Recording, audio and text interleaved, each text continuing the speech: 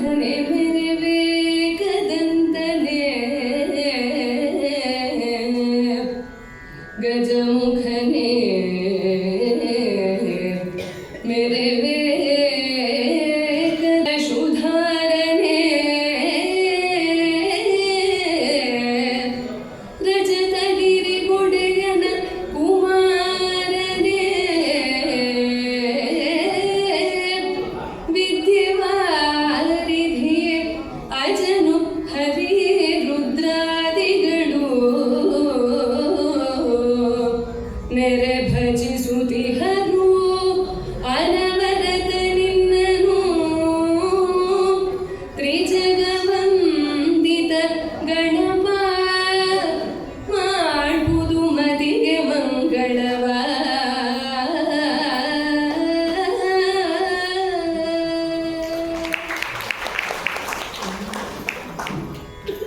ಬಿಡು ನೆಲನ ಕೇಡುಗರ ಮಾತಿಂಗೊಡಬಡದೆ ಬಿಡು ನೆಲನ ಕೇಡುಗರ ಮಾತಿಂಗೊಡಬಡದೆ ಅಂತಕನ ನಗರಿಗೆ ನಡೆಯಬೇಡ ಅಂತಕನ ನಗರಿಗೆ ನಡೆಯಬೇಡೆಂದು ಅಸುರರಿಗೂ ಕೌರವನುರೆ ಜರದ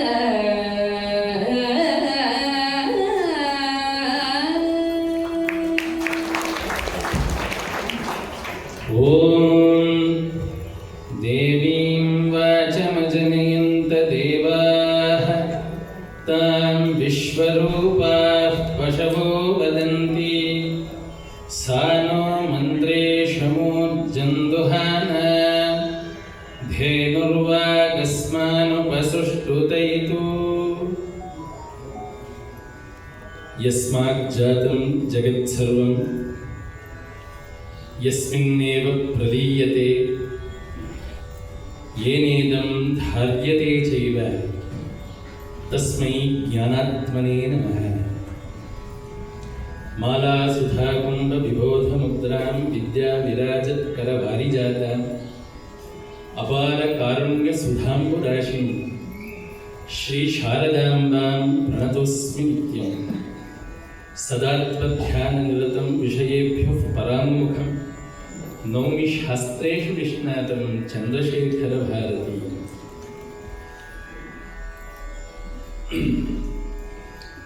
ಕಸ್ತ್ವಂ ಭೂತೇಶ್ವರೋಹಂ ವಿಹರ ಪಿತೃವನೆ ಕೃತ್ತಿವಾಸಾಸ್ತಥಾ ಚೇ ಕೈರಾಟಿಂ ಗಚ್ಚ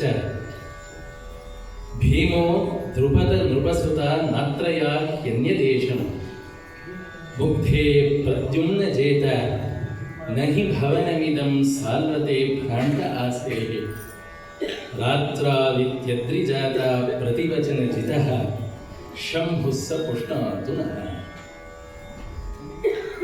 ಒಂದು ದಿವಸ ಸರಿಸುಮಾರು 8-8:30 ಗಂಟೆ ಪರಮೇಶ್ವರ ನಂದಿಯನ್ನು ಕರ್ಕೊಂಡು ಹೊರಟ. ಜಗನ್ಮಾತೆ ಗಿರಿಜೆ, ಸ್ವಾಮಿ ಇಷ್ಟು ಹೊತ್ತಾದ್ಮೇಲೆ ಹೋಗ್ತಾ ಇದ್ದೀರಿ, ಎಲ್ಲಿಗೆ ಅಂತ ಕೇಳಬಾರ್ದು, ಬೇಗ ಬಂದುಬಿಡಿ ಅಂತ ಹೇಳಿ. ಆಯಿತು ಗಿರಿಜಾ, ಬೇಗ ಬರ್ತೀನಿ ಅಂತ ಹೋದ ಪ್ರಭು. ಯಾವ ಭಕ್ತ ಕಟ್ಟಾಗಿದ್ನೋ ಗೊತ್ತಿಲ್ಲ, ಬರೋದು ಮಧ್ಯರಾತ್ರಿ ಆಗಿತ್ತು. ಕೈಲಾಸಕ್ಕೆ ಬಂದಿದ್ದಾನೆ, ಪರಶಿವನ ಮನೆಯ ಬಾಗಿಲು ಹಾಕಿದೆ. ಅರ್ಥವಾಗುವುದು ಇಲ್ಲೇನೋ ಸಮಸ್ಯೆ ಇದೆ ಅಂತ ಹೇಳಿ ನಂದಿನ ಕಳಿಸದಂತೆ, ನಂದಿ ನಿಮ್ಮ ಅಮ್ಮನವ್ರು ಹೇಗಿದ್ದಾರೆ ನೋಡ್ಕೊಂಬ ಅಂತ, ಅಮ್ಮನವ್ರ ಪರಿಸ್ಥಿತಿ ಹೇಗಿದೆ ನೋಡ್ಕೊಂಬ ಅಂತ ಹೇಳಿ ನಂದಿಯನ್ನು ಕಳಿಸ್ದ. ನಂದಿ ಹೋಗಿ ಬಂದ. ಸ್ವಾಮಿ ತಾವೇ ಹೋಗೋದೇನೆ ಅಂತ. ನನ್ನ ಕೈಲಾಗೋದಿಲ್ಲ, ತಾವೇ ಹೋಗೋದೇನೆ ಅಂತ. ಸಾಕ್ಷಾತ್ ಪರಶಿವ ಬಂದಿದ್ದಾನೆ. ಬಾಗಿಲಿನ ಒಳಗೆ ಗಿರಿಜೆ ನಿಂತಿದ್ದಾಳೆ, ಗೊತ್ತಿದೆ ಶಿವ ಬಂದಿದ್ದಾನೆ ಅಂತ ಗೊತ್ತಿದೆ, ನಿಂತಿದ್ದಾಳೆ, ಬಾಗಿಲು ಹಾಕೊಂಡಿದ್ದಾಳೆ. ಪರಶಿವ ಬಾಗಿಲು ಕೊಟ್ಟದ್ನಂತೆ. ಕಸ್ತ್ವಂ ಅಂತ ಕೇಳುದು ಗಿರಿಜೆ. ನೋಡದ ಶಿವ, ಎಲ್ಲ ಸರ್ವಜ್ಞ ಆಕೆ, ಜ್ಞಾನ ಘನೆ, ಎಲ್ಲವೂ ತಿಳಿದಂಥವಳು ಬೇಕು ಅಂತ ಕೇಳ್ತಾ ಇದ್ದಾರೆ, ಮಾಡ್ತೀನಿ ಇವಳಿಗೆ ಅಂತ ಹೇಳಿ. ಶಿವ ಅಂತ ಹೇಳಲಿಲ್ಲ, ಅವನು ಭೂತೇಶ್ವರೋಹಂ. ಸ್ತಂಭದಿಂದ ಹಿಡಿದು ಬ್ರಹ್ಮಪರ್ಯಂತವಾದಂತಹ ಪ್ರತಿಯೊಂದು ಭೂತಕ್ಕೂ ಈಶ್ವರ ಒಡೆಯ, ಸೃಷ್ಟಿ ಮಾಡಿ ಸ್ಥಿತಿಯನ್ನು ಕೊಟ್ಟು ತನ್ನಲ್ಲೇ ಲಯವಾಗಿಸಿಕೊಳ್ಳುವಂತಹ ಸರ್ವಾತ್ಮ ಭೂತೇಶ್ವರ ನಾನು ಅಂತ ಅರ್ಥ. ಭೂತೇಶ್ವರ ಬಂದಿದ್ದೇನೆ ಅಂತಂದ. ಅಂದು ಕೂಡಲೇ ಒಳಗಿಂದ ಗಿರಿಜಾ, ಓ ಭೂತವೋ, ಓ ಹಾಗಾದ್ರೆ ನೀನು ಊರಾಚೆ ಸುತ್ತಮುತ್ತಲು ಬಿಹಾರ ಪಿತೃವನೇ, ಅಲ್ಲಿ ಪಿತೃವನ, ಅಲ್ಲಿ ಓಡಾಡ್ಕೋ, ಇಲ್ಲಿ ಯಾಕೆ ಬಂದಿದ್ಯಾ ಅಂತಂದವಳು. ಕೃತ್ತಿವಾಸಾಸ್ತಥಾಚೆ, ನೋಡ್ದ ಶಿವ, ಕೃತ್ತಿವಾಸಾಹ ಚರ್ಮಾಂಬರ ಬಂದಿದ್ರೆ, ಓ ಬೇಡ ಕೈಲಾತಿ ಗಚ್ಚ, ಬೇಡ್ರ ಪಾಳ್ಯಕ್ಕೆ ಹೋಗು ಅಂದ್ಲು. ಚರ್ಮ ಸುತ್ಕೊಳ್ಳೋನು ಬೇಡ, ಬೇಡ್ರ ಪಾಳ್ಯಕ್ಕೆ ಹೋಗು ಅಂತ ಹೇಳಿ. ಮುಗ್ಧೇ ಭೀಮ, ಭೀಮ ಬಂದಿದ್ದೇನೆ, ವ್ಯೋಮಕೇಶೋ ಭವೋ ಭೀಮ ಅಂತ ಅವರ ಪರಮೇಶ್ವರನಿಗೆ ಭೀಮ ಅಂತ ಹೆಸರು. ಭೀಮ ಬಂದಿದ್ದೇನೆ ಅಂತ ನೋಡ. ಓಹೋ, ಭೀಮಸೇನ್ ಮಹಾರಾಜರು ದ್ರೌಪದಿ ಹುಡ್ಕೊಂಡ್ ಬಂದಿರಬೇಕು ಪಾಪ. ದ್ರೌಪದಿ ಇಲ್ಲಿಲ್ಲಪ್ಪ, ದ್ರೌಪದಿ ಇಲ್ಲಿ ಬಂದಿಲ್ಲ ಅಂದು. ಮುಗ್ಧೇ ಪ್ರದ್ಯುಮ್ನ ಜೇತ, ಕಾಮದಹನ, ಕಾಮವನ್ನು ಸುಟ್ಟಂಥವನು, ವೈರಾಗ್ಯ ಚಕ್ರವರ್ತಿ, ಮನ್ಮಥ ದಹನ ಬಂದಿದ್ದೇನೆ, ಪ್ರದ್ಯುಮ್ನ ಜೇತ ಬಂದಿದ್ದೇನೆ ಅಂತ ನೋಡ. ಓಹೋ, ನಹಿ ಭವನವಿದಂ ಸಾಲ್ವತೆ ಭ್ರಾಂತ ಆಸೇಹೆ. ಅಪ್ಪ ಸಾಲ್ವಾ, ಇಲ್ಲಿ ಪ್ರದ್ಯುಮ್ನ ಇಲ್ಲ, ನಿನ್ನ ಶತ್ರು ಇಲ್ಲಿಲ್ಲ. ಓ, ದಾರಿ ತಪ್ಪಿ ಬಂದ್ಬಿಟ್ಟಿದ್ಯಾ ಪಾಪ, ಅಲ್ಲಿ ನಮ್ಮ ನಂದಿ ದಾರಿ ತೋರಿಸ್ತಾನೆ, ನಿನ್ನ ಮನೆಗೆ ಹೋಗ್ಬಾ ಅಂತಂದು. ಕಡೆಗೆ ನೋಡ್ದ ಶಿವ, ಇನ್ನು ಸಾಧ್ಯವೇ ಇಲ್ಲ ಅಂತ ಹೇಳಿ, ಜಗನ್ಮಾತೆಯಿಂದ ಗೆಲ್ಲಲ್ಪಟ್ಟ ಶಿವ ಬಂದಿದ್ರೆ ಹಾಗಾದ್ರೂ ಬರಬಹುದು ಅಂತ ಪಾರ್ವತಿಗೆ. ಜಗನ್ಮಾತೆಯಿಂದ ಗೆಲ್ಲಲ್ಪಟ್ಟ ಶಿವ ಬಂದಿದ್ರು ಬರಬಹುದು ಅಂತ. ಅಂಥ ಪರಮೇಶ್ವರನನ್ನ ವಾಗ್ಲಹರಿಯಿಂದ ಗೆದ್ದಂತಹ ಆ ಜಗನ್ಮಾತೆ ಕನಿಕಾ ಪರಮೇಶ್ವರಿ ನಮಗೆಲ್ಲರಿಗೂ ಕೂಡ ಮಂಗಲವನ್ನು ಉಂಟು ಮಾಡಲಿ ಅಂತ ಹೇಳಿ ಕಥೆಯನ್ನು ಪ್ರಾರಂಭ ಮಾಡಿದೆ. ಪರಮಾತ್ಮ ರಾಯಭಾರಕ್ಕೆ ಅಂತ ಬಂದಿದ್ದಾನೆ. ಕವಿ ಸೂಚನೆಯಲ್ಲಿ ಬಹಳ ಸ್ವಾರಸ್ಯವಾಗಿ ಹೇಳ್ತಾನೆ, ಬಿಡು ನೆಲನ, ಕೌರವ ಅರ್ಧ ಭೂಮಿಯನ್ನು ಬಿಟ್ಬಿಡು ಅಂತ. ಬಿಡು ನೆಲನ, ಭೂಮಿ ಬಿಡದೆ ಹೋದ್ರೆ ಬಿಡು ನೆಲನ, ನಿನಗೆ ಈ ನೆಲ ಇಲ್ಲ ಮೇಲ್ಲೋಕಗಳೇ ಅಂತ. ಅಂತಕನ ನಗರಿಗೆ ನಡೆಯಬೇಡ ಹೇಳಿ ರಾಯಭಾರಕ್ಕೆ ಅಂತ ಬಂದಂತಹ ಕೃಷ್ಣ ಕೌರವರನ್ನು ಉರೆ ಜರೆದನು. ರಾಯಭಾರಕ್ಕೆ ಅಂತ ಬಂದವರು ಬೈತಾರೆ ಅಂತ ಅದು ನೋಡಿ ಕವಿ ಹೇಳೋದು, ಕೃಷ್ಣ ಭೂಭಾರ ಹರಣಕ್ಕೆ ಬಂದಿರುವಂಥವನು. ಇಲ್ಲಿ ಕುಮಾರವ್ಯಾಸನ ಕೃಷ್ಣ ಭೂಭಾರವನ್ನು ಇಳಿಸಕ್ಕೆ ಅಂತಲೇ ಬಂದಂಥವನು. ಹಾಗಾಗಿ ಕೃಷ್ಣನ ಪ್ರತಿಯೊಂದು ಮಾತು ಸಂಧಿ ಮುರಿಯೋ ಹಾಗೆ ಇರುತ್ತೆ ಅಂತ. ಪರಮಾತ್ಮನ ಮಾತಲ್ಲಿ ಬೋಧ ಇದ್ದೇ ಇರುತ್ತೆ. ಯಾಕೆಂದ್ರೆ ಪರಮಾತ್ಮನ ಮಾತು ಅಂದ್ರೆ ವೇದ, ಅದು ಪರಮಾತ್ಮನ ಮಾತು ಅಂದ್ರೆ ಸತ್ಯ, ಬೋಧ ಇದ್ದೇ ಇರುತ್ತೆ. ಜೊತೆಗೆ ಸಂಧಿ ಮುರಿಯೋ ಹಾಗೆ ಕೆಲಿಸಿ ಜರೆದ ಅಂತ ಕವಿ ಹೇಳ್ತಾ ಇದ್ದಾನೆ. ಪರಮಾತ್ಮ ಬಂದಿದ್ದಾನೆ ಸಭೆಗೆ, ಬಂದು ಕೌರವನನ್ನ ಕುರಿತು ಮಾತಾಡ್ತಾ ಇದ್ದಾನೆ. ಕೌರವ ನೋಡಪ್ಪ, ಜೀವನದಲ್ಲಿ ಇದು ಬಹಳ ಮುಖ್ಯ. ಆ ಪದ್ಯಗಳನ್ನೆಲ್ಲ ಬಿಟ್ಟಿದ್ದೀವಿ. ಕುಮಾರವ್ಯಾಸನ ಮಹಾವಾಕ್ಯಗಳು ಅಂತ ಹೇಳಿದ್ರೆ ಇದು ಮೊದಲನೇ ಸಾಲಲ್ಲಿ ಸೇರಬೇಕು. ಇಡೀ ಜೀವನದ ತತ್ವವನ್ನು ಒಂದೇ ಮಾತಲ್ಲಿ ಕೃಷ್ಣ ಹೇಳ್ತಾನೆ. ಅಪ್ಪ, ಪುರುಷಾರ್ಥ, ಜೀವನದಲ್ಲಿ ಪುರುಷಾರ್ಥವನ್ನು ಸಂಚಯಿಸಿ ಕಲಿಯಬೇಕು. ಇಷ್ಟೇ ಜೀವನದಲ್ಲಿ ಮಾಡಬೇಕಾದದ್ದು, ಇಷ್ಟೇಪ್ಪ. ಯಾಕೆ ಆಸೆ ಪಡ್ತೀಯ ಅನ್ನೋ ಹಾಗೆಲ್ಲ ಹೇಳ್ತಾನೆ. ಕೌರವ ಕೇಳ್ತಾ ಇಲ್ಲ. ಕೌರವೇಂದ್ರ, ನಿಮ್ಮ ವಂಶ ಎಂಥದ್ದು ಗೊತ್ತೇನು? ಚಂದ್ರವಂಶ ಅಂದ್ರೆ ಸಾಧಾರಣವಲ್ಲ. ನಿಮ್ಮ ಅರಮನೆಯ ಬಾಗಿಲಿನಲ್ಲಿ ಸಾಲು ಸರದಿಯಲ್ಲಿ ನಿಲ್ತಾರೆ ಯಾರೋ ರಾಜರುಗಳು. ಧರೆಗೆ ನೃಪರಿಗೆ ಹಸ್ತಿನಾಪುರದರಮನೆಯ ಬಾಗಿಲಲ್ಲಿ, ಧರೆಗೆ ನೃಪರಿಗೆ ಹಸ್ತಿನಾಪುರದರಮನೆಯ ಬಾಗಿಲಲ್ಲಿ ಸಮಯವು ದೊರಕಲು, ಸಮಯವು ದೊರಕಲಂತದು ಪುಣ್ಯವು,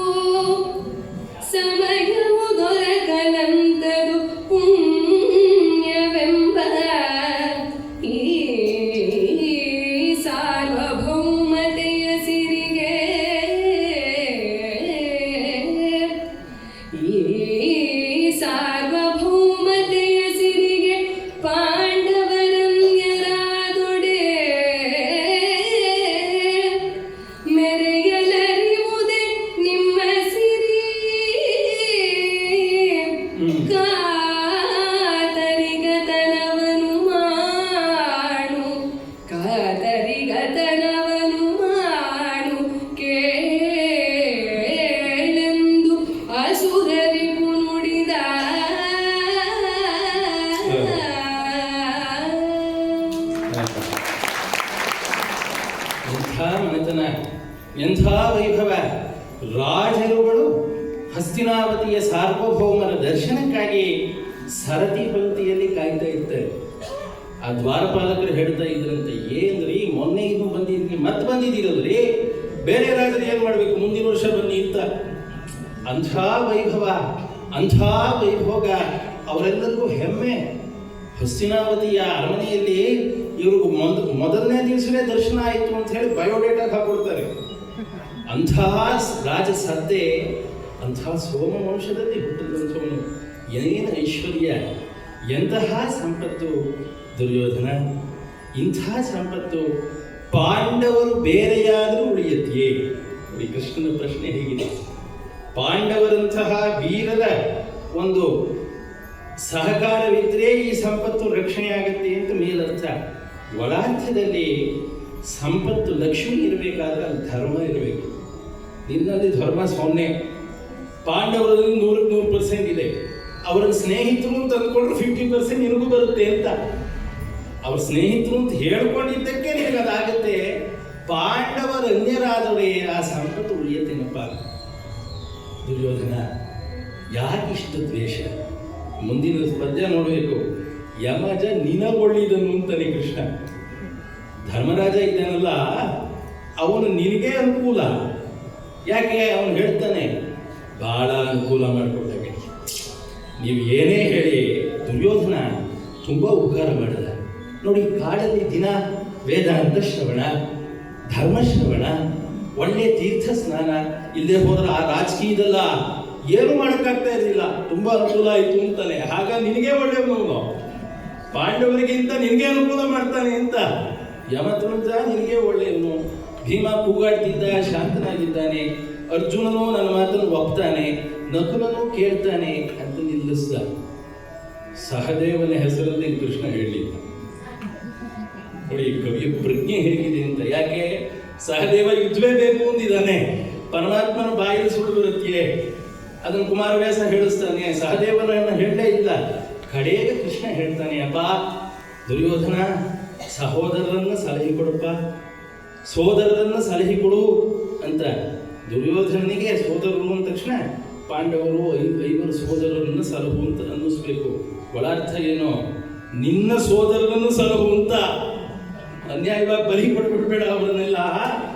ನಿನ್ನ ಸೋದರರನ್ನು ಸಲಹು ಅನ್ನೋ ಹಾಗೆ ಹೇಳೋಣ. ದುರ್ಯೋಧನ ಹೇಳ್ತಾ ಇದ್ದಾನೆ, ಸ್ವಾಮಿ ಏನಂದ್ರೆ, ಧರ್ಮರಾಜ ನನಗೆ ಒಳ್ಳೆಯವನೋ, ಅವನ ಮೋಹ ಹಾಗೆ ಇರಲಿ. ಧರ್ಮಜನ ಕಡು ಮೋಹವೆಂಬುದು ನಿಮ್ಮ ಚಿತ್ತದೊಳಿರಲಿ. ಭೀಮನ ಹಮ್ಮು ತಮ್ಮೊಳಗಿರಲಿ. ಫಲು ಗುಣನೊಲವದಂತಿರಲಿ. ಫಲು ಗುಣನೊಲವದಂತಿರಲಿ.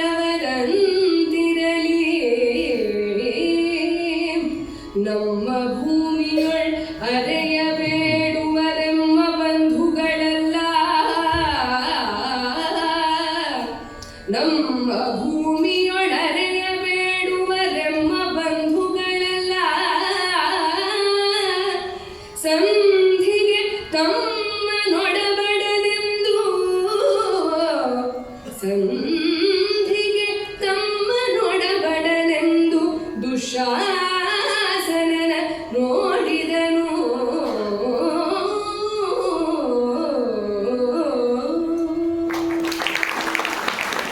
ಧರ್ಮರಾಯನ ಮೋಹ ಹಾಗೆ ಇರಲಿ, ಭೀಮ ಹೋಗೋದಿರಲಿ, ಅರ್ಜುನನ ಒಲವು ಇರಲಿ. ಸ್ವಾಮಿ ಒಂದೇ ಮಾತು ಹೇಳ್ತೇನೆ, ನಮ್ಮ ಭೂಮಿಯಲ್ಲಿ ಭಾಗವನ್ನು ಕೇಳಿದವರು ನಮ್ಮ ಬಂಧುಗಳಲ್ಲ. ಯಾರೇ ಇರಬಹುದು, ನಮ್ಮ ಭಾಗವನ್ನು ಕೇಳಿದರೆ ಅವರು ಬಂಧುಗಳಲ್ಲ. ತಮ್ಮನೇ ಆಗಬಹುದು, ತಾಯಿಯೇ ಆಗಬಹುದು, ಅಪ್ಪನೇ ಆಗಬಹುದು, ಯಾರೇ ಆಗಬಹುದು. ನನ್ನ ಸಂಪತ್ತಿಗೆ ಭಾಗಿಗಳಾದರೆ ಅವರು ನನ್ನ ಬಂಧುಗಳಲ್ಲ ಅಂತ. ಅಂತಂದು ಜಗಳ ಬರೋದೇ ಈ ರೀತಿಯಾಗಿ. ಹಾಗಾಗಿ ಹೇಳ್ತಾರೆ, ಸಂಸ್ಕೃತದಲ್ಲಿ ಒಂದು ಮಾತಿದೆ, ದಾಯಾದಶ್ಚೇತ್ ಕಿಮಗ್ನಿನ ಜ್ಞಾತಿಶ್ಚೇತ್ ಅನಲೇನಕಿ. ದಾಯಾದಿಗಳಿದ್ರೆ ಬೇರೆ ಬೆಂಕಿ ಬೇಡ ಅಂತ. ಜ್ಞಾತಿಶ್ಚೇತ್ ಅನಲೇನಕಿ ಅಂತ. ದಾಯಂ ಅತ್ತೀತಿ, ಭಾಗವನ್ನು ಸ್ವೀಕಾರ ಮಾಡಕ್ಕೆ ಬಂದುಬಿಟ್ರೆ ದ್ವೇಷ ಬಂದುಬಿಡುತ್ತೆ. ಅದೇ ಮಾತನ್ನು ಹೇಳ್ತಾ ಇದ್ದಾನೆ, ನನ್ನ ಭೂಮಿಯಲ್ಲಿ ಭಾಗವನ್ನು ಕೇಳಿದವರು ನನ್ನ ಬಂಧುಗಳಲ್ಲ. ಕೃಷ್ಣ, ಇನ್ನೇನಿಲ್ಲ, ಅಂದೇನು ತುಂಬ ತಕರಾರಿಲ್ಲ, ನೀ ಹೇಳಿದ್ರು ಕೊಟ್ಟು ಬಿಡ್ತೀನಿ ಭೂಮಿಯನ್ನ. ನನ್ನ ತಮ್ಮ ದುಶ್ಯಾಸನ ಒಪ್ಪೋದಿಲ್ಲ, ದುಶ್ಯಾಸನ ಒಪ್ಪಿದ್ರು ಕೊಟ್ಟು ಬಿಡ್ತೀನಿ. ಏನೋ ದುಶ್ಯಾಸನ ಸಂಧಿಗೆ ಒಪ್ತೀಯೇನೋ? ಇಲ್ಲ ಇಲ್ಲ ಇಲ್ಲ, ಸಂಧಿನೂ ಇಲ್ಲ ಏನೂ ಇಲ್ಲ. ಸಂಧಿನಂತೆ ಸಂಧಿಯಿಂದ ಅವನಿಗೆ ಪಾಪ ಸ್ವಂತ ಬುದ್ಧಿ ಇಲ್ಲ. ಅಣ್ಣ ಕೇಳಿದ್ರೆ ಭೂಮಿ ಬೇಕು, ಇಲ್ಲ ಅಲ್ವೇನೋ ಅಂದ್ರೆ ಇಲ್ಲ ಅಂದ ಅವನು, ಹೌದಲ್ವೇನೋ ಹೌದಿಲ್ಲ. ಹಿಂದೆ ಒಬ್ಬರು ಶಾಸ್ತ್ರಿಗಳಿದ್ರು, ತೋಟಕ್ಕೆ ಹೋಗಿದ್ರು, ಅವ್ರ ಮನೆ ಕೆಲಸದವನೇ ಕದೀತಿದ್ದ. ಒಂದು 2 ಏಟು ಕೊಟ್ಬಿಟ್ರು.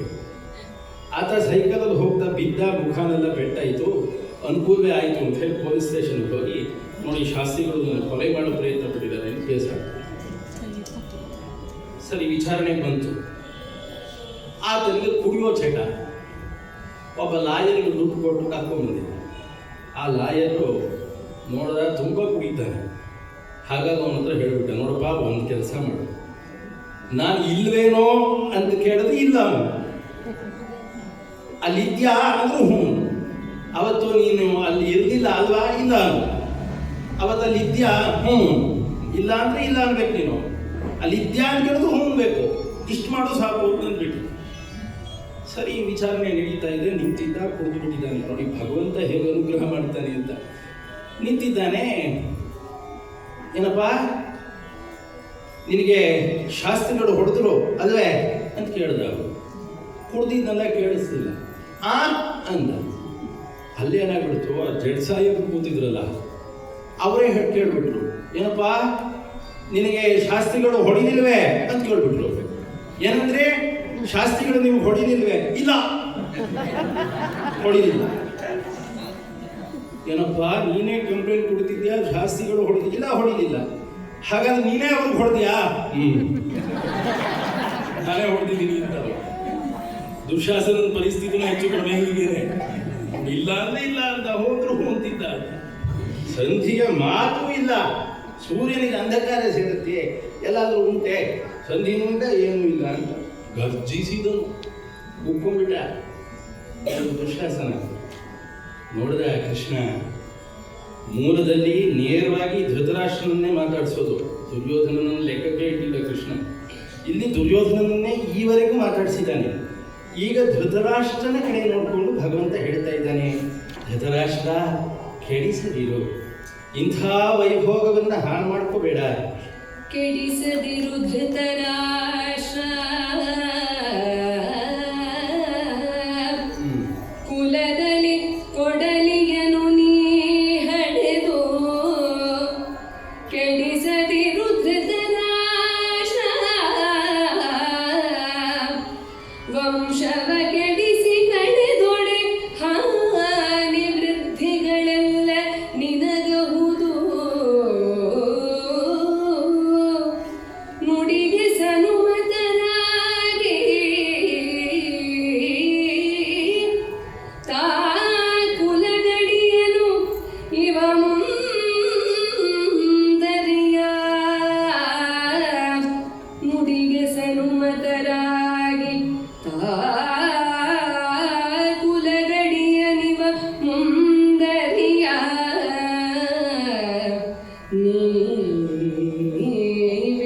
ತೊಡಬಡಿಸಿ ಪಾಂಡವರ ಸ್ವಾಮ್ಯವನಿಸಿ ಕೊಡಿಯಂದ.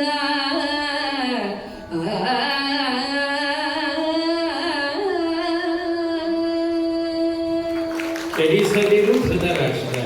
ಧೃತರಾಷ್ಟ್ರ ಹಾಳು ಮಾಡ್ಕೋಬೇಡಪ್ಪ. ಎಷ್ಟು ಹರಕೆ ಹೊತ್ತಿದೆಯೋ, ಯಾವ್ಯಾವ ದೇವರ ಸೇವೆ ಮಾಡಿದೆಯೋ, ಏನೇನು ನೇಮಗಳನ್ನು ಮಾಡಿದೆಯೋ ಇಂಥ ಮಕ್ಕಳನ್ನು ಪಡೆಯುವುದಕ್ಕೆ. ಕುಲದಲ್ಲಿ ಕೊಡಲಿಯನ್ನ ಹೆದ್ದುಬಿಟ್ಟಿಯಲ್ಲ ಅಂತಾನೆ ಕೃಷ್ಣ. ಕೊಡಲಿಯಿಂದ ಮರ ಕಡಿತಾರೆ, ಆ ಕಡಿಯಕ್ಕೆ ಅದೇ ಮರದ ಕಾಮನ್ನೇ ಬಳಸ್ತಾರೆ. ತನ್ನ ಕುಲವನ್ನು ತಾನೇ ನಾಶ ಮಾಡಿಕೊಳ್ಳುತ್ತೆ ಮರ. ಹಾಗಿರುವಂತಹ ದುರ್ಯೋಧನ ಇವರು. ಇಂಥ ದುರ್ಯೋಧನನನ್ನು ಹೆಟ್ಬಿಟ್ಟಿದೆಯಲ್ಲ. ನೀನು ಚಕ್ರವರ್ತಿ, ಎಲ್ಲಕ್ಕೂ ಜವಾಬ್ದಾರಿ ನೀನು. ಹಾನಿಯಾದರೂ ವೃದ್ಧಿಯಾದರೂ ಅದರ ಫಲ ನಿನಗೆ ಸೇರುತ್ತೆ, ನೀನು ನಿರ್ಣಯ ಮಾಡಬೇಕು ಅಂತ. ಅಲ್ಲ ಕೃಷ್ಣ, ದುರ್ಯೋಧನ ಕೇಳೋದಿಲ್ಲ, ಮಾತು ಕೇಳದೆ ಹೋದ ತಳ್ಳು ಜೈಲಿಗೆ. ರಾಜ ನೀನು ಮಾತು ಕೇಳಿಸ್ಕೋಬೇಕು, ನಿನ್ನದೇ ಜವಾಬ್ದಾರಿ. ಇದೆಲ್ಲವೂ ಕೂಡ ನೀನು ನಿಯಂತ್ರಣ ಮಾಡತಕ್ಕದ್ದು. ಸ್ವಾಮ್ಯವನ್ನ, ಪಾಂಡವರಿಗೆ ಸೇರಬೇಕಾದದ್ದನ್ನ ಅವರಿಗೆ ಕೊಡಿಸು ಅಂತ ಕೃಷ್ಣ ಸ್ವಲ್ಪ ಗಟ್ಟಿಯಾಗಿ ಹೇಳಿಬಿಟ್ಟ. ಹೇಳಿದ್ರೆ ಇಲ್ಲಿಗೆ ಏನು ಮಾಡಬೇಕು ಗೊತ್ತಾಗ್ತಾ ಇಲ್ಲ. ಏನಾದರೂ ಹೆಚ್ಚು ಕಡಿಮೆ ಮಾಡಿದ್ರೆ ಅವ ಸಿಟ್ಟು ಮಾಡ್ಕೊಂಡು ಕೂರ್ತಾನೆ, ಊಟ ಮಾಡೋಲ್ಲ ಅದು ಇದು ಕೂರ್ತಾನೆ, ಆತ್ಮಹತ್ಯೆ ಮಾಡ್ಕೊಳ್ತೀನಿ ಅಂತಾನೆ. ಏನು ಮಾಡೋದು ಅಂತ ಆ ಕಡೆ ಈ ಕಡೆ ನೋಡ್ತಿದ್ದಾನೆ. ಭೀಷ್ಮರು ನೋಡಿ ಕವಿ ಧೃತರಾಷ್ಟ್ರನ ಅಸಹಾಯಕತೆಯನ್ನು ಹೇಗೆ ಬಿಂಬಿಸಿದ್ದಾನೆ. ಕೇಳಿದ್ದು ಮಾತನಾಡಿಸಿದ್ರು ಧೃತರಾಷ್ಟ್ರನನ್ನ. ಧೃತರಾಷ್ಟ್ರ ಉತ್ತರನೇ ಕೊಡಲಿಲ್ಲ ಅಂತ ಹಾಗೆ ಕೂತಿದ್ದ, ಒಳಗೂ ಕುರುಡು ಹೊರಗೂ ಕುರುಡು ಅವನಿಗೆ. ಭೀಷ್ಮರು ಮಾತಾಡ್ತಾ ಇದ್ದಾರೆ. ಯಾಕಂದ್ರೆ ಭೀಷ್ಮರು ಹೇಳ್ತಾ ಇದ್ದಾರೆ, ಈ ಹರಿಗೆ ನುಡಿಗೇಳು. ಬಂದಿರೋನು ಎಂಥವನು? ಹರಿ, ಪರಮಾತ್ಮ ಬಂದಿದ್ದಾನೆ, ಅವನ ಮಾತನ್ನ ಕೇಳು ದುರ್ಯೋಧನ. ಈ ಹರಿಯ ನುಡಿಗೇಳು, ದೈವದ ಮೋಹ ತಪ್ಪಿದ ಬಳಿಕ ಸುಭಟರ ಸಾಹಸಿಗೆ ಹುರುಳಿಲ್ಲ. ನಂಬದಿರಮ್ಮ ಬಲುಹುಗಳ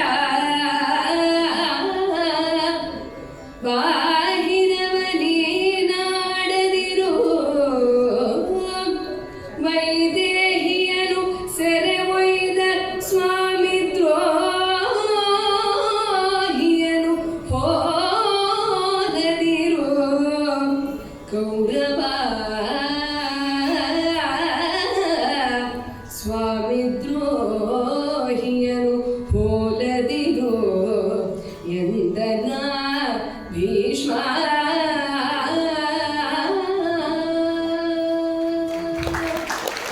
ಭೀಷ್ಮರು ಎಷ್ಟು ಸೂಕ್ಷ್ಮಮತಿಗಳು. ಪರೇಂಗಿತ ಜ್ಞಾನ ಫಲಾಹಿ ಬುದ್ಧಯ ಅಂತ ಮಾತು. ಬುದ್ಧಿವಂತಿಕೆ ಅಂದ್ರೆ ಏನು? ಇಂಗಿತದಲ್ಲಿ ಇನ್ನೊಬ್ಬರ ಮನಸ್ಸಿನ ಭಾವವನ್ನು ಅರಿಯೋದು. ಭೀಷ್ಮರಿಗೂ ಗೊತ್ತಾಗ್ಬಿಟ್ಟಿದೆ. ಅವರು ಹೇಳ್ತಾರೆ, ಅಪ್ಪ ದುರ್ಯೋಧನ, ನಮ್ಮ ಅಜ್ಜ ಇದ್ದಾರೆ, ಎಂಥವರು, ಯಾವ ಪರಶುರಾಮರು 21 ಬಾರಿ ಭೂಪ್ರದಕ್ಷಿಣೆಯನ್ನು ಮಾಡಿ ಇಡೀ ಕ್ಷತ್ರವಂಶವನ್ನೇ ಸರ್ವನಾಶ ಮಾಡಿದ್ರು, ಅಂತಹ ಪರಶುರಾಮರನ್ನ ಗೆದ್ದಂತಹ ಇಚ್ಛಾಮರಣಿ ನಮ್ಮ ಅಜ್ಜ ಭೀಷ್ಮ ಇದ್ದಾರೆ. ಶಾಪಾದಪಿ ಶರಾದಪಿ, ಬಿಲ್ವಿದ್ಯೆಯಲ್ಲಿ ಸಾಕ್ಷಾತ್ ಪರಮೇಶ್ವರನಿಗೆ ಸಮ ಅಂತಹ ದ್ರೋಣಾಚಾರ್ಯರಿದ್ದಾರೆ. ನಮ್ಮ ಸ್ನೇಹಿತ ಕರ್ಣನಿದ್ದಾನೆ. ಇವರೆಲ್ಲ ಸೇರಿ ಗೆಲ್ತಾರೆ ಅಂತ ನೀನು ಮಾಡಿದೀಯಾ? ಆಗೋಲ್ಲ ದುರ್ಯೋಧನ, ಆಗೋಲ್ಲಪ್ಪ. ದೈವದ ಮೋಹ ತಪ್ಪಿದ ಬಳಿಕ, ಎಂಥ ಮಾತು, ದೈವದ ಮೋಹ ತಪ್ಪಿದ ಬಳಿಕ ಸುಭಟರ ಸಾಹಸಿಗೆ ಹುರುಳಿಲ್ಲ. ಆ ಪರಮಾತ್ಮ ಒಬ್ಬನಿದ್ರೆ, ಆ ದೈವ ಒಂದಿದ್ರೆ, ಆ ಧರ್ಮ ಒಂದಿದ್ರೆ ನಮ್ಮ ಎಲ್ಲ ಸಾಹಸಕ್ಕೂ ಒಂದು ಬೆಲೆ ಬರುತ್ತೆ. ಅದಿಲ್ಲ, ಎಲ್ಲ ವ್ಯರ್ಥ. ಸ್ವಾಮಿ, ನಿಮ್ಮಲ್ಲಿ ಟಿವಿ ಇದೆಯೋ? ಇದೆ. AC ಇದೆ, ಹೀಟರು ಇದೆ, ಕರೆಂಟು ಅದು ಒಂದಿಲ್ಲ, ಬೇರೆಲ್ಲ ಇದೆ ಅಂತ. ಹೇಗೆ ಒಂದೇ ಕರೆಂಟು, ಟಿವಿ, ಬಲ್ಬು, ಯಂತ್ರಗಳು ಎಲ್ಲಕ್ಕೂ ಚೈತನ್ಯ ತುಂಬುತ್ತೋ, ಹಾಗೆ ಒಬ್ಬನೇ ಪರಮಾತ್ಮ ಇಡೀ ವಿಶ್ವಕ್ಕೆ ಚೈತನ್ಯವನ್ನು ತುಂಬಿದ್ದಾನೆ. ಅಂತಹ ಪರಮಾತ್ಮ ಆ ಶ್ರೀಹರಿ ಇದ್ರೆ ನಮಗೆಲ್ಲ ಒಂದು ಬೆಲೆ. ನನ್ನ ಸಾಹಸಕ್ಕೆ ಒಂದು 0, ದ್ರೋಣರದ್ದು ಒಂದು 0, ಕರ್ಣರದ್ದು ನೀನೇ 0 ಸೇರಿಸ್ಕೊಳ್ಳಿ. ಅವರೆಲ್ಲ ಸಾಹಸಿಕಕ್ಕೂ ಬೆಲೆ ಇಲ್ವೋ? ಇದೆ, 0 ಬೆಲೆ. ಅದು ಪೂರ್ಣವಾಗಬೇಕಾದ್ರೆ ಪಕ್ಕಕ್ಕೆ ಒಂದು ಬರಬೇಕು. ಆ ಒಂದೇ ಕೃಷ್ಣ, ಆ ಒಂದೇ ಧರ್ಮ, ಅದೇ ನೈತಿಕತೆ. ಅವನೇ ಇಲ್ಲದೆ ಹೋದ್ಮೇಲೆ ನಾವೇನೂ ಮಾಡೋದಕ್ಕೆ ಸಾಧ್ಯವಿಲ್ಲ. ದುರ್ಯೋಧನ, ನಾವೇನೋ ಕಡಿತೀವಿ ಅಂತ ಮಾಡ್ಕೋಬೇಡ, ನಮ್ಮಿಂದ ಏನೂ ಸಾಧ್ಯವಿಲ್ಲ. ಅಪ್ಪ, ಎಂಥ ಕೆಲಸ ಮಾಡ್ತಾ ಇದೀಯ. ಹಿಂದೊಬ್ಬಿದ್ದ, ಸ್ವಾಮಿ ದ್ರೋಹಿ ಕಪಟ ವೇಷದಲ್ಲಿ ಬಂದು ಸೀತಾಪಹರಣವನ್ನು ಮಾಡಿದ ದುಷ್ಟ. ಭಾರತ ಭೂಮಿಯಲ್ಲಿ ಸ್ತ್ರೀಗಳಿಗೆ ಅಪಮಾನವಾದರೆ ಅವರು ಉಳಿಯೋದಕ್ಕೆ ಸಾಧ್ಯವಿಲ್ಲ. ಆ ಸ್ವಾಮಿ ದ್ರೋಹಿ ದುಷ್ಟ ಸ್ತ್ರೀಗೆ ಅಪಮಾನ ಮಾಡಿದ. ನೀನು ಅಪಮಾನವನ್ನು ಮಾಡಿದೀಯ. ಅವನು ದೂತರಿಗೆ ಅಪಮಾನ ಮಾಡಿದ, ನೀನು ಮುಂದೆ ದೂತರಿಗೆ ಅಪಮಾನ ಮಾಡ್ತೀಯ. ಶ್ರೀರಾಮಚಂದ್ರನು ಕೂಡ ರಾವಣನಿಗೆ ಹಲವಾರು ಬಾರಿ ಹೇಳಿದ, ಯುದ್ಧ ಬಾಗಿಲಿಗೆ ನಿಂತಿದೆ, ಆಗಲೂ ದೂತರನ್ನು ಕಳಿಸ್ಬಿಟ್ಟು ತಿಳುವಳಿಕೆ ಹೇಳ್ದ. ಕೇಳಲಿಲ್ಲ, ನೀನು ಕೇಳ್ತಾ ಇಲ್ಲ. ಅವ ಸರ್ವನಾಶ ಆದ, ನೀನು ಅದೇ ಗತಿ ಅಂತ. ಸ್ವಾಮಿ ದ್ರೋಹಿಯ ಹೋಲದಿರು ಅಂದ್ರೆ ಪೂರ ಹಾಗೆ ಇದೆ ನಿನ್ನದು. ಆ ಕೆಲಸವನ್ನು ಮಾಡಬೇಡ. ಪರಮಾತ್ಮ ಹೇಳುವಂತಹ ಮಾತನ್ನು ಕೇಳು. ಅರ್ಧ ಭೂಮಿ ಅವರಿಗೆ ಸೇರಬೇಕಾದದ್ದು, ಅದನ್ನು ಕೊಟ್ಟುಬಿಡು ಅಂತ ಹೇಳಿದ್ರು. ದ್ರೋಣಾಚಾರ್ಯರು ನಿಂತರಂತೆ. ದುರ್ಯೋಧನ, ಪಾಂಡವರು ಬೇಡೋ ಕಳಿಸಿದ್ದಾರೆ, ಅವರು ಹೆದರ್ಕೊಂಡ್ಬಿಟ್ಟಿದ್ದಾರೆ ನಮ್ಮನ್ನು ನೋಡಿ ಅಂತ ಭಾವಿಸಿದೆಯೋ? ಇಲ್ಲ. ನೆಲನ ಬೇಡುವ ಪಾಂಡವರ ಭುಜಬಲದೊಳಗೆ ಕುಂದಿಲ್ಲ. ನೆಲನ ಬೇಡುವ ಪಾಂಡವರ ಭುಜಬಲದೊಳಗೆ ಕುಂದಿಲ್ಲ. ನೀತಿಯ ತಿಳುಹಲೈ ತಂದ ಅಸುರರಿಗೂ ಸಾಮಾನ್ಯ ಬಳನಲ್ಲ. ಇಳೆಯೊಳ್ ಅರ್ಧವನೊಪ್ಪುಗೊಡು ಯದುಕುಲಲ ರಾಮನ ನೇಮವನು ನೀ ಸಲ್ಲಿಸು. ಕೆಡಿಸದಿರು ಕೆಡಿಸದಿರು ಈ ವಿಳಾಸವನೆಂದನು. ಕೆಡಿಸದಿರು ಈ ವಿಳಾಸವನೆಂದನ ದ್ರೋಣ.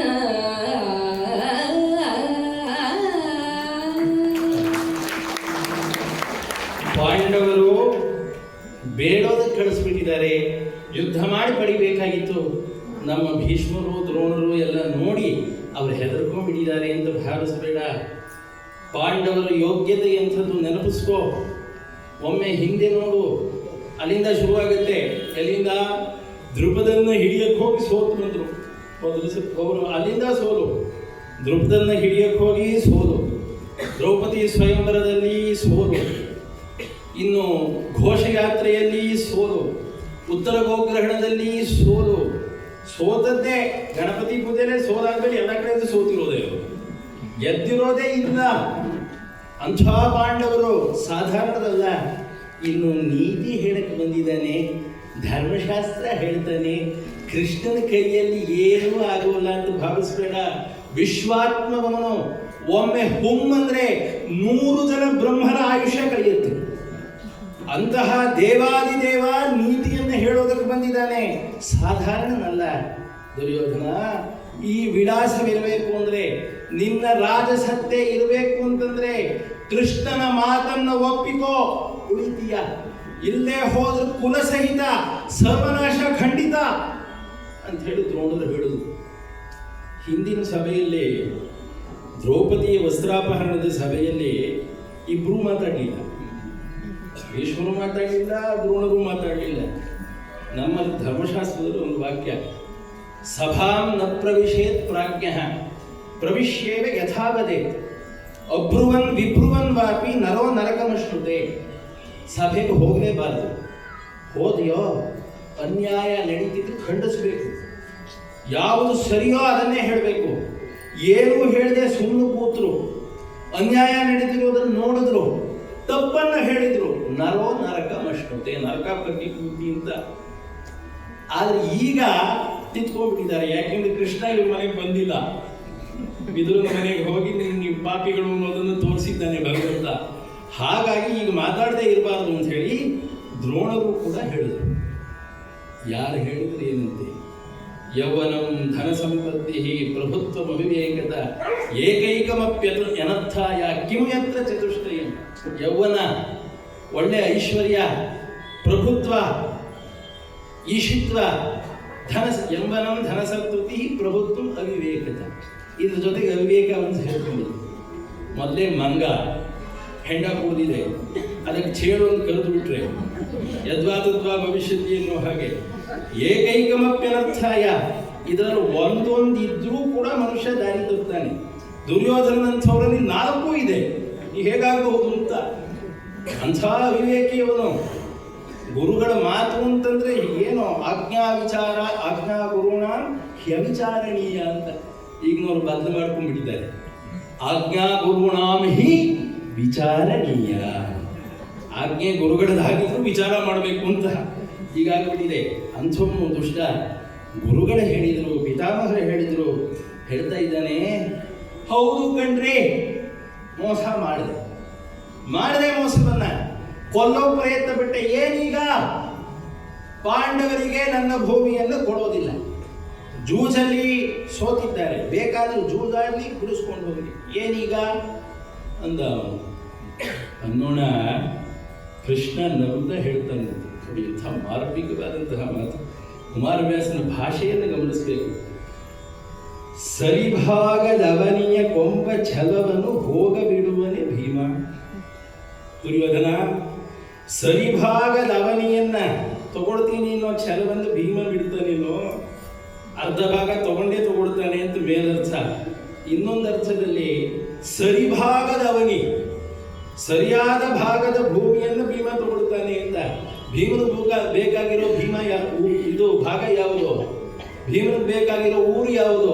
ಈ ಊರು ತೊಡೆ. ಊರು ಅಂದ್ರೆ ತೊಡೆ. ಆ ಭಾಗವನ್ನು ನಾವು ಪಡಿತಾನೆ ಅಂತ. ಕೂಕ್ಕೊಳ್ಳೋದಿದ್ದು ಕೂಕ್ಕೋಗಿತ್ತು. ಏನೇ ಆದರೂ ಕೂಡ ಭೀಮ ತನ್ನ ಭಾಗವನ್ನು ತಗೊಳ್ತಾನೆ ಅಂತ ನಗುತ್ತಾ ಹೇಳಿದಂತೆ. ತೊಡೆಗಳಿಗೆ ಸುಕ್ಷೇಮವೇ ಅಂತ ಜೋಪಾನಾಗಿ ಇಟ್ಕೋಪ. ಬಹಳ ಉಪಕಾರ ಆಗಬೇಕು ಭೀಮನಿಗೆ. ಯಾಕೆಂದ್ರೆ ಮುನಿಬೇಕಲ್ಲ, ಮೊದಲೇ ಮುರಿದು ಬಿಟ್ಟರೆ ಅವನ ಪ್ರತಿಗೆ ಹೋಗ್ಬಿಡುತ್ತಲ್ಲ. ಹಾಗಾಗಿ ತೊಡೆಗಳನ್ನು ಜೋಪಾನಾಗಿ ಇಟ್ಕೋ ಅನ್ನೋ ಹಾಗೆ ನಗುತ್ತಾ ಹೇಳಿ, ಆಯ್ತಪ್ಪ ನಿನ್ನ ಛಲ ಎಲ್ಲಿ? ಅರ್ಧ ರಾಜ್ಯ ಕೊಡ್ಬೇಡ, 5 ಊರನ್ನು ಕೊಟ್ಬಿಡು. 5 ಜನ ಇದ್ದಾರೆ, 5 ಊರನ್ನು ಕೊಟ್ಬಿಡು, ನಾ ಹೇಗೋ ಸಮಾಧಾನ ಮಾಡ್ತೀನಿ. ಕೊಡು ಮೃಗಸ್ಥಳವನು ಕುಶಸ್ಥಳ ಒಡವಿಯ ಆವಂತಿಯನು ಕುಳವನು ಕೊಡಿಸಿ ಕಳೆ ಸಿರಿಕರಣದವರಲಿ ವಾರಣಾವತವ ಕೊಡು ನಿನಗೆ ಮನಬಂದುದೊಂದನು ಕೊಡು ನಿನಗೆ ಮನಬಂದುದೊಂದನು ನಡೆಸಿಕೊಡುವೆನು ಪಾಂಡವರನು ಅವಗಡೆಯತನ ಬೇಡ ಕೊಡು ನಿನಗೆ ಮನಬಂದುದೊಂದನು ನಡೆಸಿಕೊಡುವೆನು ಪಾಂಡವರನು ಅವಗಡೆಯತನ ಬೇಡಿನ್ನು ಕೇಳು ಕೇಳು ಕೇಳೆಂದ ಸುರರಿಪು ನುಡಿದ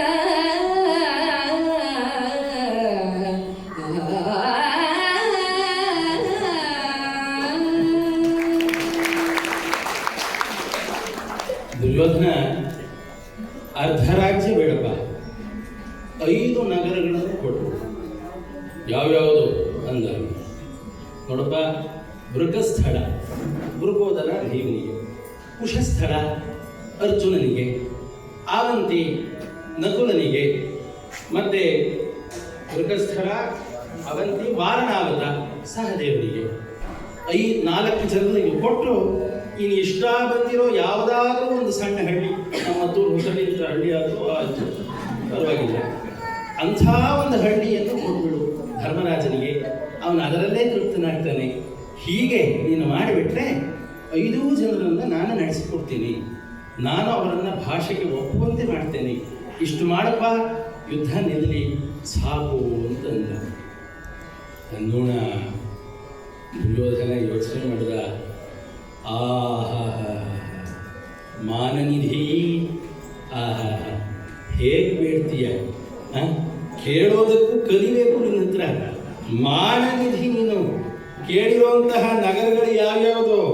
ಬೇಡಿದೊಂದೊಂದೂರು, ಬೇಡಿದೊಂದೊಂದೂರು ನಮ್ಮಯ ನಾಡ ತಲೆಮಂಡೆಗಳು, ರಾಜ್ಯದ ರೂಢಿ 5 ಊರುಗಳ ಬಳವಿಗೆ ಹಸ್ತಿನಾನಗರ,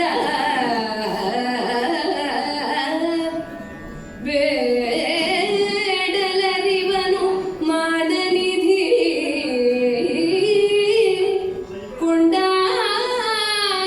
ಕೊಂಡಾಡಲೇಟಗೆ ಬೇಡಲರಿವನು ಮಾನನಿಧಿ, ಕೊಂಡಾಡಲೇಟಗೆ ಧರೆಯ ನೀರಡಿ ಮಾಡಿಕೊಂಡ ಮಹಾತ್ಮ ನಿನಗಂಜುವೆನು ನಾನಂದ.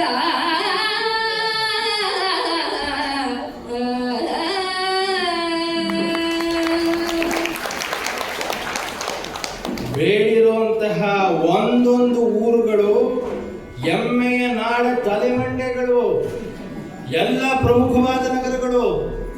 ಅದು ಹೋಗ್ಬಿಟ್ರೆ ಹಸ್ತಿನಾವತಿನೇ ಇಲ್ಲ, ಅಂಥ ನಗರಗಳನ್ನೇ ಕೇಳಿರೋದು.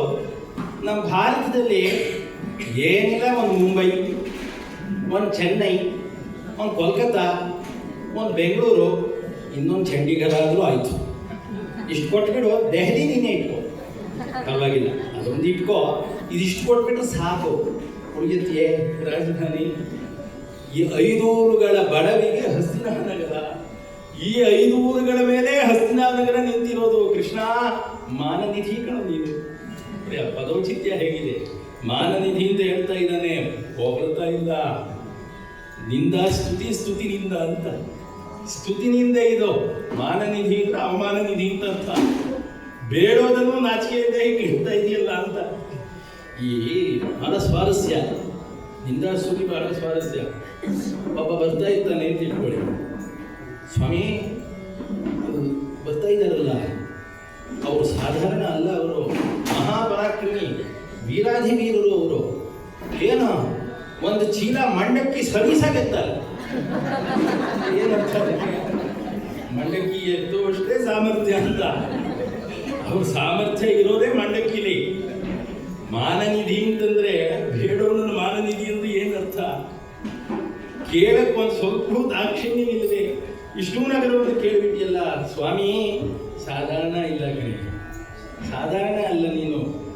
3 ಹೆಜ್ಜೆ ಕೊಟ್ಟ ಒಬ್ಬ, 3 ಹೆಜ್ಜೆ ಕೊಟ್ರೆ ಇಡೀ ಭೂಮಂಡಲವನ್ನು, ವಿಶ್ವವನ್ನು 3 ಹೆಜ್ಜೆಯಲ್ಲಿ ವ್ಯಾಪಿಸ್ಕೊಂಡ್ಬಿಟ್ಟಿಯಲ್ಲ. ಕಬಡ್ಡಿ ನಿನ್ನ ಸಹವಾಸವೇ ಬೇಡ. ಕರೆದು 3 ಅಡಿ ನೆಲದ ಧಾರೆಯ ನೆರೆದ ಬಳಿ ತಳಕಿಳಿದನು. ಕರೆದು 3 ಅಡಿ ನೆಲದ ಧಾರೆಯನು ಎರೆದ ಬಳಿ ತಳಗಿಳಿದನು. ಎನ್ನೀ ಧರೆಯೊಳ್ 5 ಊರುಗಳ ನಿತ್ತ ಎನಗಾವ ಪದಬಹುದು. ಪರಮ ಪುರುಷನು ನೀನು, ನಿನಗಾ ಶರಣು ಹೊಕ್ಕೆನು. ಬಂದ ಪಥದಲ್ಲಿ ಮರಳಿ ವಿಜಯಂಗೈವುದು, ಬಂದ ಪಥದಲ್ಲಿ ಮರಳಿ ವಿಜಯಂಗೈವುದು. ಬಂದ ಪಥದಲ್ಲಿ ಮರಳಿ ವಿಜಯಂಗೈವುದೆಂದನು ನಗುದ ಗುರುರಾಯ.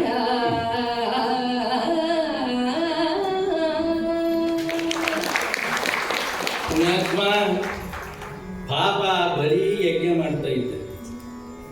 ತಾವು ಯಜಮಾನರಲ್ಲಿ ಹೋದ್ರಿ, ಇವ್ರ ವೇಷದಲ್ಲಿ ವಾಮನನ ವೇಷದಲ್ಲಿ ಹೋದ್ರಿ, ಹೋಗ್ತಾನೆ ವಾಮನ ಅಲ್ಲಿ ಯಜ್ಞಕ್ಕೆ. ಏನು ತೇಜಸ್ಸು! ಪರಮಾತ್ಮ ಅಂದರೆ ಎಂಥವನು, ಸೂರ್ಯನಿಗೆ ಪ್ರಕಾಶವನ್ನು ಕೊಟ್ಟಂಥವನು. ನೋಡ್ದ ಬಲಿ, ಮಗು ಬಾಪ ಇಲ್ಲಿ ಬಾ, ಹತ್ರ ಬಾ. ಹತ್ರ ಬಂದ. ಯಾಕೆ ಮಗು? ತೊಡೆ ಮೇಲೆ ಕೂತ್ಕೊಂಡ್ಬಿಡು ಅಂತ ಕೂರಿಸ್ಕೊಂಡ. ಏನು ಬೇಕಪ್ಪ ನಿನಗೆ? ಏನಿಲ್ಲ, ನನಗೆ 3 ಹೆಜ್ಜೆ ಭೂಮಿ ಬೇಕು. ನನ್ನ ಹೆಜ್ಜೆಯಲ್ಲೇ ಅಳತೆ ಇರಬೇಕು ಅಂತ. ನಿನ್ನ ಹೆಜ್ಜೆಯಲ್ಲಿ? ಮಗು, ನಿಮ್ಮ ತಂದೆ ತಾಯಿ ಸರಿಯಾಗಿ ಹೇಳಿ ಕಳಿಸಿಲ್ಲ ಅಂತ ಕಾಣಿಸುತ್ತೆ.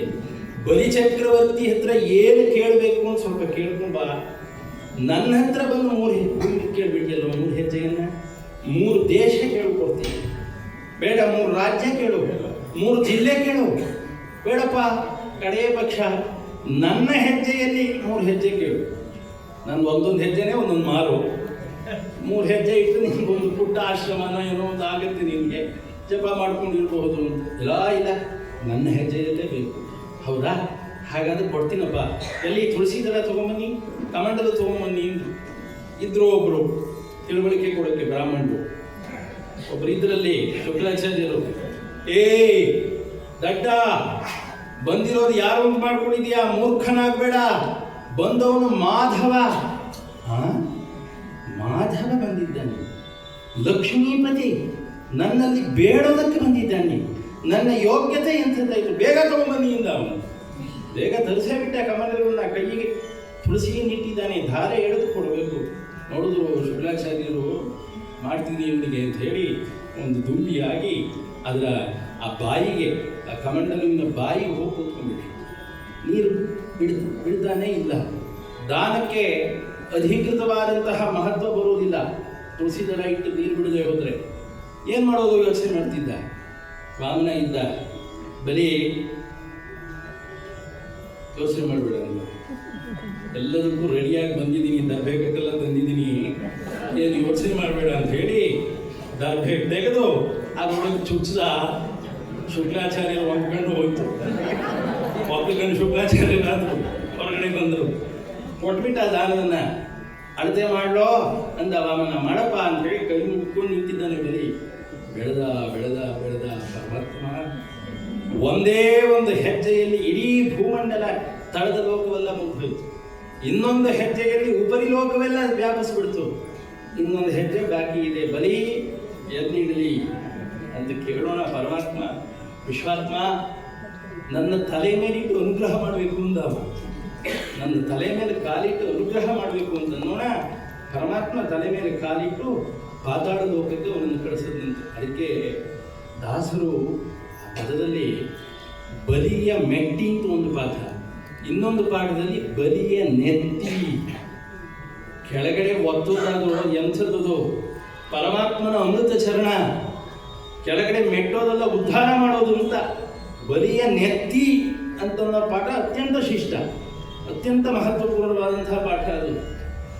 ಆಗ ಪರಮಾತ್ಮನ ಕೇಳ್ತಾನೆ, ಬಲಿ ಸ್ವಲ್ಪವೂ ಒಳಗದೆ ದಾನ ಕೊಟ್ಟಿದೀಯಾ, ನಿನಗೇನು ಬೇಕು ಅಂತ. ಏನಿಲ್ಲ ಸ್ವಾಮಿ, ನೀನು ಯಾವಾಗಲೂ ನಮ್ಮ ಮನೆ ಬಾಗಿಲಲ್ಲಿ ಇದ್ರೂ ಸಾಕು ಅಂದ. ವಾಚ್ಮ್ಯಾನ್ ಹಾಗೆ ಉಂಟ, ಅಲ್ಲೇ ಇದ್ಬಿಡು ಅಂತ. ನೋಡಿ ಪರಮಾತ್ಮನ ಕಾರುಣ್ಯ ಎಂಥ ತಕ್ಷಣ ಹುಂದ. ಅದನ್ನೇ ಕುಮಾರವ್ಯಾಸ ತನಗ ಅಹಂಕೃತಿ ಇಲ್ಲ, ವೈರೋಚನೆಯ ಬಡಿಹಾರಿಕೆ.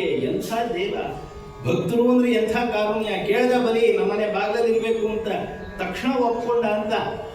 ಅಪ್ಪ ಕೃಷ್ಣ ಪರಮಾತ್ಮ, ಪಾಪ ಬಲಿ 3 ಹೆಜ್ಜೆ ಭೂಮಿ ಕೊಟ್ಟಿದ್ದಕ್ಕೆ ಪಾತಾಳಕ್ಕೆ ತಂದುಬಿಟ್ಟಿಯಲ್ಲೋ. 3 ಹೆಜ್ಜೆ ಭೂಮಿಗೆ ಪಾತಾಳಕ್ಕೆ ಅಂತ ಆದರೆ ಇನ್ನು ನಾನೇನಾದರೂ 5 ಕೊಟ್ಟರೆ ಎಲ್ಲ ಹೋಗ್ಬೇಕು. ಕೆಳಗಡೆ ಲೋಕವೇ ಇಲ್ಲ. ಇಷ್ಟಕ್ಕೆ ಅಷ್ಟಾದರೆ ಅಷ್ಟಕ್ಕೆ ಎಷ್ಟು ಅಂತ 3 ಹೆಜ್ಜೆಗೆ ಹೀಗಾಗೋಣ. ಇನ್ನು 5 ಊರುಗಳನ್ನು ಕೊಟ್ಬಿಟ್ಟು ನನ್ನನ್ನು ಎತ್ತಕ್ಕೆ ತರ್ತೀಯ? ಸಾಧಾರಣನಲ್ಲಪ್ಪ ನೀನು. ಅಪ್ಪ ಪರಮ ಪುರುಷ ನೀನು, ಶ್ರೀಮನ್ನಾರಾಯಣ ನೀನು, ನಿನಗೇ ಶರಣು, ಇಲ್ಲಿಂದ ಹೋಗ್ಬಿಡು ಅಂತ. ಬಂದಾನಿಗೆ ಸುಂಕ ಇಲ್ಲ, ನಿನಗೇನು ಮತ್ತೆ ಸುಂಕ ಕಟ್ಟಿಸ್ಕೊಡೋದಿಲ್ಲ, ವಾಪಸ್ ಹೋಗ್ಬಿಡು ಅಂತ ಹೇಳ್ತಾ. ನೋಡಿ ಕುಮಾರವ್ಯಾಸನ ಶಕ್ತಿ.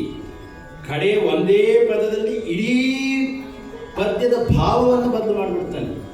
ಯಾರಿಗಾದ್ರೂ ಅನುಮಾನ ಬರಬಹುದು, ಅಲ್ಲ ದುರ್ಯೋಧನ ಪರಮಪುರುಷ ಅಂತ ಹೇಳ್ಬಿಟ್ಟಿದ್ದಾನಲ್ಲ, ಎಲ್ಲಾದ್ರೂ ಸ್ವಲ್ಪ ಒಳ್ಳೆ ಬುದ್ಧಿ ಬಂದ್ಬಿಡ್ತಾನೆ. ಇಲ್ಲ, ನಗುತ ಎಂದನು. ನಗುತ ಅಂದ್ರೇನು? ಹಾಸ್ಯ ಮಾಡೋಕೆ ಹೇಳಿರೋದು. ಅಪ್ಪ ಪರಮಪುರುಷ, ನಿನ್ನ ಸಹವಾಸ ಸಾಕು ಕಣಯ್ಯ, ಬಹಳ ದೊಡ್ಡ ಮನುಷ್ಯ ನೀನು, ಎದ್ದೋಗು ಅಂದ ಅವನು. ಅನ್ನೋಣ ಕೃಷ್ಣ ಪರಮಾತ್ಮ ಆಯ್ತಪ್ಪ, ಅರ್ಧ ಭೂಮಿಯನ್ನ ಕೊಡಬೇಡ, 5 ಊರುಗಳನ್ನು ಕೊಡಬೇಡ, ಎಲ್ಲರಿಗೂ ಸೇರಿ ಒಂದೇ ನಗರವನ್ನು ಕೊಡು, ಹೆಚ್ಚು ಬೇಡ, ಒಂದೇ ನಗರವನ್ನು ಕೊಟ್ಟರು ಕೂಡ ಪಾಂಡವರನ್ನು ಒಪ್ಪಿಸುವ ಜವಾಬ್ದಾರಿ ನನಗೆ. ಅಷ್ಟನ್ನಾದರೂ ಮಾಡುವಂತ ನೆಲನ ಅರ್ಧವ ನೀವುದಿಲ್ಲ, ನೆಲದೊಳರ್ಧವ ನೀವುದಿಲ್ಲ, ಸ್ಥಳವನೈದನು ಮುನ್ನ ಕೊಡೆನು, ಎನ್ನಿಲೆಯ ಭಾಗವನೀಸ ಕೊಟ್ಟಡೆ, ನಿನ್ನ ಮೇಲಾಣೆ,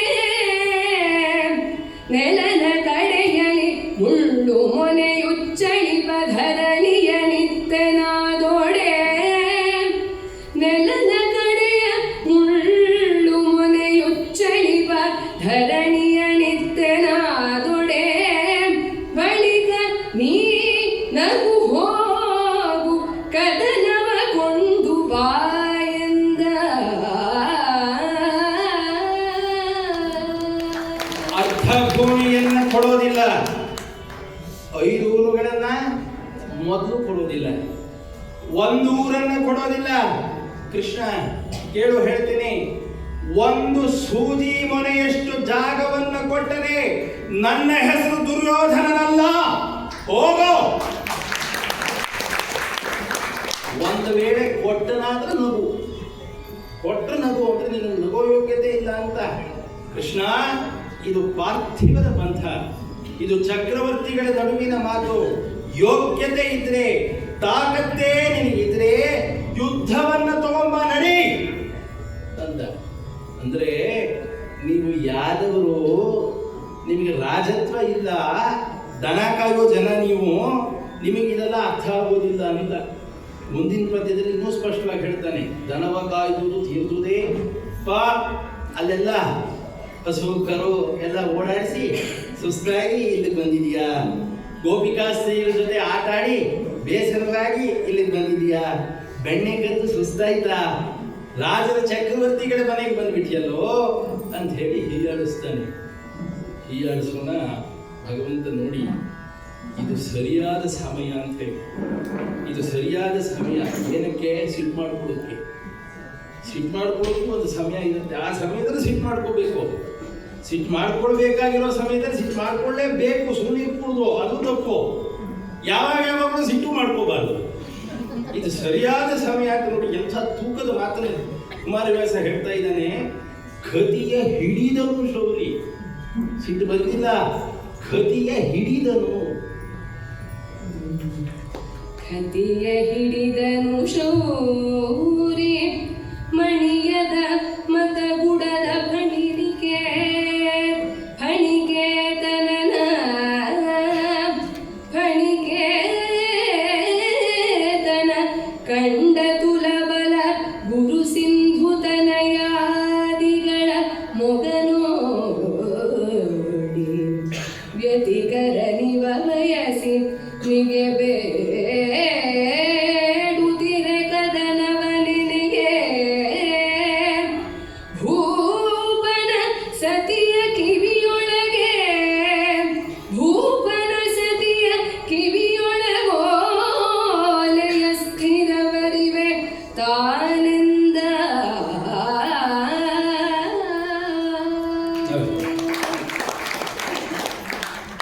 ಸ್ವಲ್ಪ ನನಗೆ ಉತ್ಸಾಹ ಬಂದ್ಬಿಟ್ರೆ ಯಾವ ಪದ್ಯ ಗುರ್ತು ಹಾಕೊಂಡಿದ್ದೀನಿ ಅಂದ್ರೆ ಮರ್ತು ಹೋಗ್ಬಿಡುತ್ತೆ. ಇಲ್ಲಿ 100 ಗುರ್ತಾಗ್ಬಿಟ್ಟಿದೆ, ಮಾರ್ಕ್ ಮಾಡ್ಕೊಂಡಿದ್ರು ಮರ್ತು ಹೋಗುತ್ತೆ. ಆದ್ರೆ ಸಮರ್ಥ ವಾಚನಕಾರ ನಿಂತೋರಿದ್ರು ಯೋಚನೆ ಇಲ್ಲ. ಈ ಪದ್ಯ ವಾಸ್ತವವಾಗಿ ನಾನು ಗುರ್ತು ಹಾಕಿರ್ಲಿಲ್ಲ. ನಾನು ಉತ್ಸಾಹ ಬಂತು, ಒಳ್ಳೆ ಪದ್ಯ ಹೇಳ್ಬಿಟ್ಟೆ. ಅದನ್ನ ಅರ್ಥ ಮಾಡ್ಕೊಂಡು ಇವ್ರು ಓದಿದ್ರು. ಕೆಲವರಿಗೆ ಅರ್ಥವೇ ಆಗೋದಿಲ್ಲ, ಯಾವ ಪದ್ಯ ಗೊತ್ತಾ ಅದನ್ನೇ ಓದ್ತಾರೆ. ಏನಾದ್ರೂ ನೀವು ವ್ಯಾಖ್ಯಾನ ಏನಕ್ಕಾದ್ರೂ ಮಾಡಿ, ನಾವು ವಾಚನ ಇದಕ್ಕೆ ಮಾಡೋದು, ಯಾವ ಬೇಕಾದ್ರೂ ಮಾಡ್ತೀವಿ. ವಾಚನಕಾರರಾಗಿದ್ದಾರೆ. ಹಾಗಾಗಿ ನಾ ಹೇಳಿದ ಪದ್ಯವನ್ನು ಅರ್ಥ ಮಾಡಿಕೊಂಡು ಕಥೆಯನ್ನು ಕೇಳಿ ತಕ್ಷಣ ಅದನ್ನೇ ಹೇಳಿದ್ರು. ನಿಜವಾಗಲೂ ಅಭಿನಂದನಾರ್ಹರು. ಬಹಳ ಚೆನ್ನಾಗಿ ಓದಿದ್ರು ನೋಡಿ. ಕದಿಯ ಹಿಡಿದನು ಶೌರ್ಯ.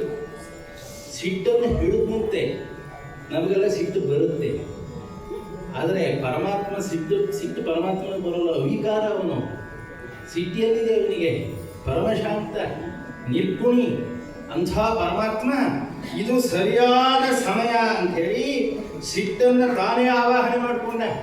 ಮಹಾರುದ್ರನನ್ನು ಆವಾಹನೆ ಮಾಡಿಕೊಂಡು ಸಿಟ್ಟು ಮಾಡಿಕೊಂಡು ಫಣಿಕೇತನನ್ನ ದುರ್ಯೋಧನನನ್ನ ನೋಡಿ, ಭೀಷ್ಮದ್ರೋಣಾದಿಗಳನ್ನು ನೋಡಿ, ಧೃತರಾಷ್ಟ್ರನನ್ನು ನೋಡ್ತಾ ಹೇಳ್ತಾ ಇದ್ದಾನೆ, ಚಕ್ರವರ್ತಿ ನಾನಿಷ್ಟು ಹೇಳ್ತಾ ಇದ್ದೇನೆ, ಹಿರಿಯರೆಲ್ಲ ಹೇಳ್ತಾ ಇದ್ದಾರೆ, ಹೀಗೆ ಇವ್ರು ನಡ್ಕೊಳ್ತಾ ಇದ್ರೆ ಮುಂದೆ ಒಂದು ದಿನ ಯುದ್ಧವೇ ಆದರೆ ಭೂಪನ ಸತಿಯ ಕಿವಿಯೊಳಗೋಲೆಯ ಸ್ಥಿರವು.